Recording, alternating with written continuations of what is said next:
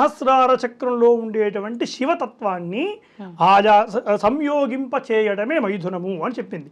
అందులో ఏం చెప్పింది చక్కగా, నైవ యోనౌ అని అన్నది.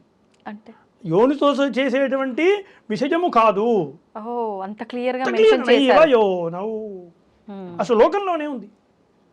దాన్ని మనం అర్థం చేసుకోలేకుండా మనకు తోచినట్టుగా వ్యవహరించడం ముమ్మాటికి పాపమే. వామమార్గం అంగీకరించదు, వామమార్గంలో గమ్యాన్ని చేరుకోలేరు. యోగులకే అర్థం కాదంటే సామాన్యమైన మానవులకు ఎలా అర్థమవుతుంది? ఇది ధర్మం, ఇది వామాచారం చెప్పింది ఇది, కానీ దీన్ని ఆచరించకుండా అనేక రకాలు అంటే అర్థం చేసుకోలేని తత్వం. అదేవిధంగా ముద్ర అని ఉంటుంది, 5వది ముద్ర అని ఉంటుంది. ముద్ర అనేసరికి అనేకమైన పిచ్చి పిచ్చి ముద్రలు తీసి ముద్రలు వేయటం, అనేక రకాల ముద్రలు ఉన్నాయని చెప్పుకోవడం, ఇది ఏదీ కాదు. ముద్ర అనే దానికి కూడా ఇది కుడార్ణవ తంత్రసారం ఏం చెబుతుంది అంటే, అష్టధాన్యాదికం యచ్చ చర్వాణీయం ప్రయక్షతే సా ముద్ర. 8 రకాల ధాన్యాలు ఉంటాయి, అష్టధాన్యాలు అని ఉంటాయి.